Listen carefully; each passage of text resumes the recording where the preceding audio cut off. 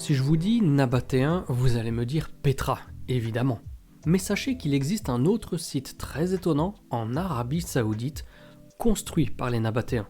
Ce site, c'est l'actuel Madain Sali, connu à l'époque des nabatéens sous le nom de Hegra. Madain Sali, l'ancien Hegra des nabatéens, est un site saoudien situé à 300 km au nord-ouest de Médine. Cette oasis fut occupée dès le 5e siècle avant Jésus-Christ et deviendra dans la deuxième moitié du 1er siècle de notre ère la ville nabatéenne la plus importante après Pétra. Elle continuera d'être habitée jusque dans le courant du 5e siècle après Jésus-Christ, soit une occupation totale d'environ un millénaire. Hegra se situait aux marges méridionales du royaume nabatéen et elle était implantée sur l'important axe de circulation nord-sud qui relie le sud de l'Arabie à Pétra et à la Méditerranée, connu sous le nom de route de l'encens. Dans cette vidéo, nous allons aborder les phases de développement de cette cité antique, mais aussi les phases de stagnation, de repli et d'abandon de la ville tout en cherchant à définir les caractéristiques principales de l'occupation. Ceci sera possible grâce aux fouilles portant sur toutes les composantes du site, à savoir la zone dite du secteur résidentiel, qui couvre une 50aine d'hectares, une centaine de tombeaux monumentaux taillés directement dans la roche, le secteur religieux et l'oasis proprement dite, riche de 130 puits. Ces fouilles furent réalisées par Orient et Méditerranée, une unité mixte de recherche travaillant sur le Proche-Orient et le monde méditerranéen dans l'ensemble des disciplines des sciences humaines aux époques antique et médiévale. C'est ainsi que dans la description de la vidéo, vous retrouverez tous les liens vous menant aux études et aux rapports de fouilles pendant près de 15 ans.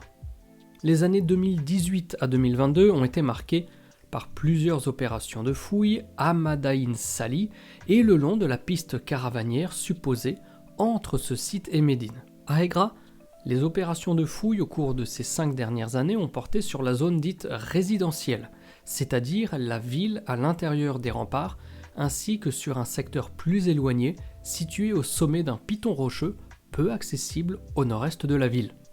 Les fouilles ont porté sur les monuments et les ensembles de monuments suivants. Tout d'abord, le fort romain de l'ancienne Hegra, fouillé depuis 2015. Ce fort est à ce jour le plus méridional de l'Empire dans cette partie du Proche-Orient. Il a été construit dans la première partie du 2e siècle après Jésus-Christ et fut abandonné par les militaires à la fin du 3e, début du 4e siècle. Une occupation par des civils y est ensuite attestée, jusque dans le courant du 5e siècle, avant que l'ensemble du secteur ne soit abandonné.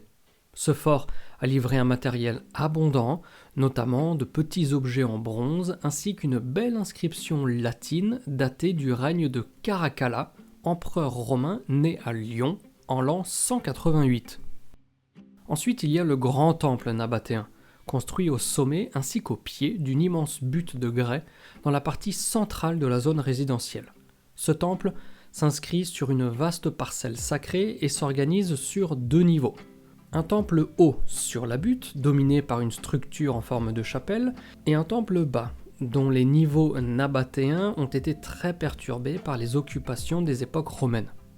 Autour, des pièces annexes étaient peut-être utilisées à l'époque nabatéenne, comme des chapelles périphériques ou encore des amphithéâtres. Une inscription nabatéenne retrouvée sur le site parle d'un dieu nabatéen des cieux, qui pourrait avoir été vénéré dans le temple haut et plus généralement dans la région de Hegra, car il est mentionné dans d'autres textes. À l'époque romaine, on y vénérait également Jupiter, comme le montre une inscription latine découverte en 2019. Jupiter, époque romaine, ça ne vous rappelle pas Baalbek par exemple ? Si, vous l'avez en tête, tout comme moi, et sachez qu'il est très probable qu'une vidéo sur Baalbek arrive dans les prochains mois sur la chaîne. Troisième autre endroit, c'est une nouvelle zone de fouilles ouverte en 2021 dans la partie ouest de la ville, non loin du rempart. Plusieurs structures y ont été mises au jour, parmi lesquelles un bâtiment à abside, orienté ouest, dont l'interprétation est encore débattue. Quatrièmement, dans le Jabal Itlib, au nord-est du site. Une opération délicate nécessitant la mise en place d'un accès sécurisé par des alpinistes a permis d'explorer un ensemble d'aménagements comprenant une tombe datée au carbone 14 de la fin du 5e, début du 4e siècle avant Jésus-Christ, une probable tour de guet, ainsi qu'un grand panneau rocheux vertical couvert d'inscriptions en écriture dadanitique, texte qui se lit de droite à gauche et où les mots sont séparés par 2 tirets, en haut et en bas. Cet ensemble constitue un poste d'observation idéal sur la plaine qui s'étend au nord de Hegra, et son existence montre bien que le site faisait alors partie certainement d'une zone contrôlée par les habitants de l'oasis de Dadan, située 20 km plus au sud. Enfin, la fouille de plusieurs fours de potiers nabatéens a pu être menée en 2022. 4 fours, 2 rectangulaires, 1 circulaire et 1 de forme indéterminée ont été documentés. Sur l'ensemble du site de Hegra, ainsi que dans ses environs, Jean-Louis Gattier, spécialiste d'épigraphie grecque et latine, a procédé à l'enregistrement systématique des graffitis gravés au IIe siècle après Jésus-Christ. De son côté, Maher Al-Moussa a procédé à l'enregistrement d'environ 170 inscriptions arabes gravées presque exclusivement dans le Djabal Itlib, tandis que Leila Némé a vérifié in situ la lecture de toutes les inscriptions nabatéennes associées à des sanctuaires sur l'ensemble du site.